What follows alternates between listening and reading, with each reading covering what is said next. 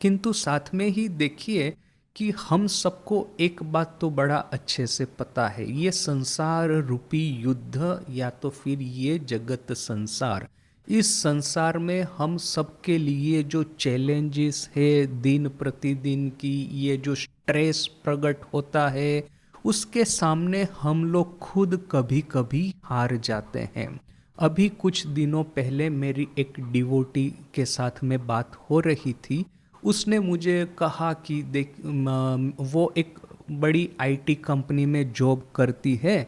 तो वहाँ पे क्या है कि उसके जो कलीग है, वो कलीग का अभी पॉलिटिक्स होता है ना आपस में, किसको प्रमोशन चाहिए, किसको सैलरी राइज चाहिए, किसको ज़्यादा वो मतलब आगे बढ़ना है, जो कॉरपोरेट लेडर उसको कहते हैं।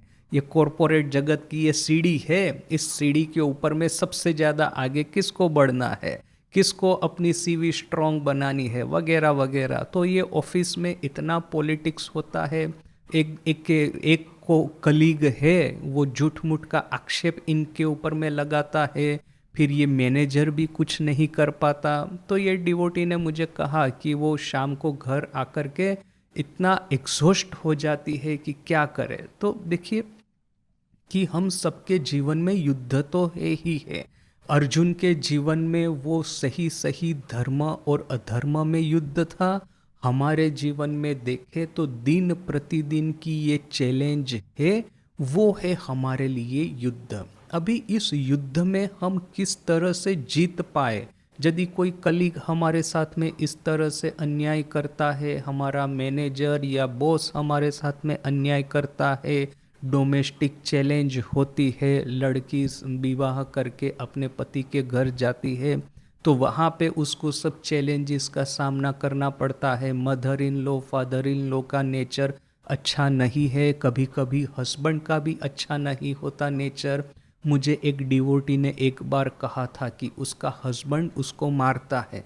मैं तो एकदम आश्चर्यचकित हो गया था पहली बार। अभी न्यूज़पेपर में तो बहुत कुछ पढ़ते हैं, किंतु पहली बार ऐसा किसी के मुंह से मैंने सुना कि ये सब कुछ हो रहा है इस जगत में। तो देखिए कि हमको इन सबको फेस करना है। स्टूडेंट है तो स्टूडेंट लाइफ में स्ट्रेस है, हम सबको पता है। किसी भी क्षेत्र में हो तो how to face this stress, how to face this challenge. हमको कभी कभी लगता है कि हम ही सही है, बाकी सब गलत है। मैंने कुछ दिनों पहले एक साधक के साथ में मैं बात कर रहा था। वक्त ही है अपने बहुत अच्छे। तो वो जिस इंस्टीट्यूट में काम करते हैं, वहाँ उनके जितने भी कोवर्कर्स है, कलीग है, वो सब उनके अगेंस्ट में है। तो ये मुझे बता रहे थे डिवोटी की अच्छा वो भी मेरे साथ में ऐसा करता है, ये भी मेरे साथ में ऐसा करता है, सभी लोगों का नेचर खराब है, मैं कैसे वहाँ पे रहूँगा। तो मैंने अभी क्या है कि उम्र में थोड़े से सीनियर थे, इसलिए स्पष्ट शब्दों में नहीं कह के मैंने थोड़ा सा इनडायरेक्टली कहा कि देखिए यदि सभी लोग ऐसा कहते हैं कि हमारा नेचर मैं एक जगह पे यदि रहता हूँ और वहाँ पे सभी के साथ में मेरा सतत झगड़ा हो रहा है, तो कभी कभी ना हमको नज़र को घुमा करके अपनी ओर भी देखना चाहिए। ऐसा क्यों है कि सभी के साथ में मेरा झगड़ा होता है, तो मेरे में कुछ कमी है कि नहीं, मेरे में कुछ इस तरह की एनोमली है कि नहीं, मेरा कुछ कुछ कैरेक्टरिस्टिक, मेरा कुछ स्वभाव, मेरी कुछ आदतें, मेरी कुछ हैबिट्स, मेरा कुछ एटीट्यूड, मेरा कोई वर्तन, मेरा जो ये नेचर है, उसमें तो परिवर्तन करने की आवश्यकता है कि नहीं, ये भी हमको देखना है। क्योंकि क्या है कि देखिए कि वेदांत तो स्पष्ट रूप से कहता है कि हमारी जो आत्मन है वही एकमात्र सच है, और जगत में जो कुछ भी देख रहे हो वो क्या है कि नगण्य है।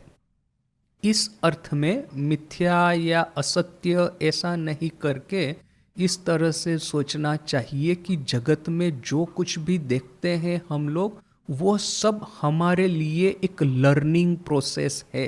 एक बड़ा इंटरेस्टिंग इंसिडेंट है कि स्वामी जी कैलिफोर्निया में थे, तो वहाँ एक लेडी डिवोटी के साथ में बात कर रहे थे। तो इस लेडी डिवोटी का वो होम ऑफ ट्रुथ की वो संचालिका थी। तो ये उन लोगों का तो लेक्चर देने का एक नेचर होता है ये होम ऑफ ट्रूथ, अर्थात कि वहाँ पे ये जो ईस्टर्न और वेस्टर्न आइडियाज़ का खिचड़ी करके कोई नई टाइप की स्पिरिचुअलिटी ये लोग चला रहे थे, जिसमें सब्सटेंस था नहीं। किंतु ये जो क्या है कि अमेरिका में लोगों को फैशन बड़ा अच्छा लगता है ना, ये नया फैशन है, ये नया फैशन है, तो रिलीजन में ये नया फैशन है, तो वो होम ऑफ ट्रूथ काफ़ी चलता था। किंतु ये जो थी Miss Lydia Bell, most probably वही नाम है उसका, उसका स्वामी जी का प्रति बड़ी भक्ति थी। तो वो उसके लिए मतलब it's matter of saving grace for her. तो वो एक बार स्वामी जी को कहती है कि दिस वर्ल्ड इज एन, हम लोग इस जगत में आते हैं कुछ सीखने के लिए, this world is a school to teach us, ऐसा कुछ कहती है कि ये जो जगत है ये एक एजुकेशन इंस्टीट्यूट है, एक स्कूल है, यहाँ पे हम सीखने के लिए आते हैं। तो स्वामी जी ने सामने पूछा, अच्छा आपको ये बात किसने बताई, बताइए तो वो चुप हो गई। अभी क्या है, ये सब खिचड़ी विचारों सब इकट्ठा किए, तो कभी यहाँ से कभी वहाँ से, तो अभी ये उसके माइंड में ये बात थी, तो अभी एग्जैक्ट सोर्स क्या है तो उसको तो पता नहीं, तो वो बेचारी चुप हो गई। तब स्वामी जी ने सामने कहा, देखो, the world is a circus and we are the clowns. We come here to tumble, and the day we stop tumbling, we get tired of tumbling, we will get the realization. आत्म साक्षात्कार। ये जगत है वो circus है और हम सब लोग क्लाउन है, ये जोकर है, और हम लोग इस सर्कस में वो टंबल होने के लिए, यानी कि इधर से उधर गिरने के लिए आते हैं। जिस समय हमारे भीतर में अक्ल आ जाएगी कि इस तरह से टम्बलिंग करने की ज़रूरत नहीं है, चारों ओर दौड़ने की, उठा कर बैठ करके उठ करके गिरने की, यह सब कोई ज़रूरत नहीं है, उस दिन हमारी अक्ल ठिकाने आ जाएगी और हमको आत्म साक्षात्कार प्राप्त होगा। तो ये देखिए कि हम अपने जीवन में जहाँ कहीं पे भी हो, जैसी भी परिस्थिति में हो, हमको ये एक बात याद रखना है कि सब समय दूसरों की गलती भी नहीं होती, या तो फिर दूसरों की गलती निकालने से हमको कोई लाभ नहीं है। देखिए दो चीज़ है, एक तो है कि फाइट करना है, यदि हमारे साथ में अन्याय हो तो अन्याय को चुपचाप सहन नहीं कर लेना है, उसके सामने फाइट करना है। सेकंड, कि इस अपॉर्चुनिटी का लाभ उठा करके, बेनिफिट उठा करके, स्कालपेल से अपने चरित्र खुद है उसको डाइसेक्ट करना है, उसको उसके ऊपर में सर्जरी करनी है, और फिर सर्जरी करके उसको हमको थोड़ा सा ठिकाने लाना है। क्योंकि हमारा नेचर भी तो देखिए कि तमस और रजस से भरपूर है, सत्व कहीं एक कोने में चुपचाप बेचारा थोड़ा सा बैठा हुआ है, तो वो सत्व को परिशुद्ध करना है, परिपुष्ट करना है, और ये तमस और रजस है उनकी अकल थोड़ी ठिकाने लानी है। तो क्या है कि ये संसार हमको दो चीज, यदि संसार में चैलेंज है तो दो तरह से उसका सामना करना है। एक तो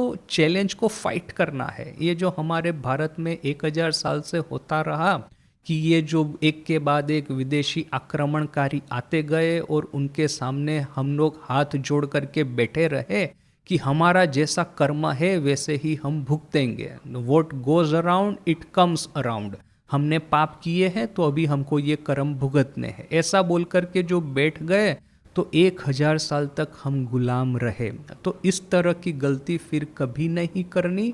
जीवन में के संग्राम में एक बार तो हथियार उठा करके युद्ध कर लेना है, किसी को भी अपने साथ में अन्याय नहीं करने देना है, किंतु साथ साथ में ही अपना जो चरित्र है उसको कि जैसे भट्टी में डाल करके तपा करके उसको शुद्ध परिशुद्ध करना है। यदि हम सिर्फ युद्ध ही करते रहेंगे तो आखिर में हमारे जीवन में बिटरनेस, यानी कि एक तरह का क्या कहेंगे कि शोक, संताप, क्रोध, या तो फिर द्वेष भाव, रिजेंटमेंट जिसको इंग्लिश में कहते हैं, ये रिजेंटमेंट या तो द्वेष भाव से हमारा जीवन भर जाएगा, हम सिर्फ यदि युद्ध ही करते रहे तो इसीलिए ऐसा न हो, इसके लिए युद्ध करने के साथ साथ में ही आत्म साक्षात्कार की भी चेष्टा करनी है, आत्म साक्षात्कार का भी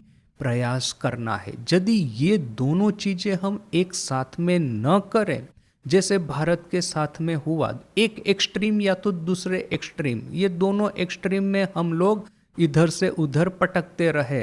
एक तो एक्सट्रीम है कि सिर्फ आध्यात्मिकता ही सही है, आध्यात्मिक ईश्वर प्राप्ति, आत्म साक्षात्कार यही सही है।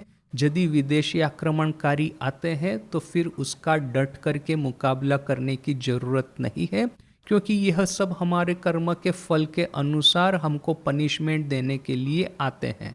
तो वो जैसे गलत था, 1000 साल की गुलामी जिसका कि परिणाम रहा, तो उसके साथ साथ में ही जैसे देखिए कि दूसरा जो एक्सट्रीम है कि आत्म साक्षात्कार या तो फिर आध्यात्मिक यात्रा को भूल करके सिर्फ युद्ध ही करते रहना, वो भी बहुत गलत काम होगा।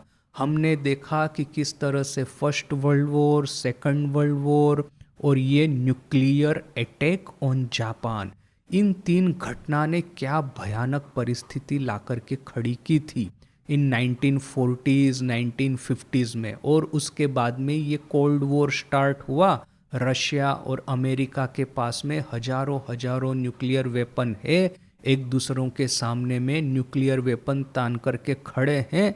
यदि एक एक्सीडेंट भी हो गया, गलती से एक न्यूक्लियर मिसाइल भी छूट गया, दूसरे देश के ऊपर गिरा, तो सामने वाले सामने 1000 मिसाइल भेजेंगे और फिर पूरी पृथ्वी का विनाश हो जाएगा। यानी कि न्यूक्लियर वेपन्स के इस युग में सिर्फ युद्ध करना और साथ में आत्म साक्षात्कार की चिंता नहीं करना, it will be suicidal on a global scale. पूरी पृथ्वी के लिए आत्महत्या करने वाली बात हो जाएगी।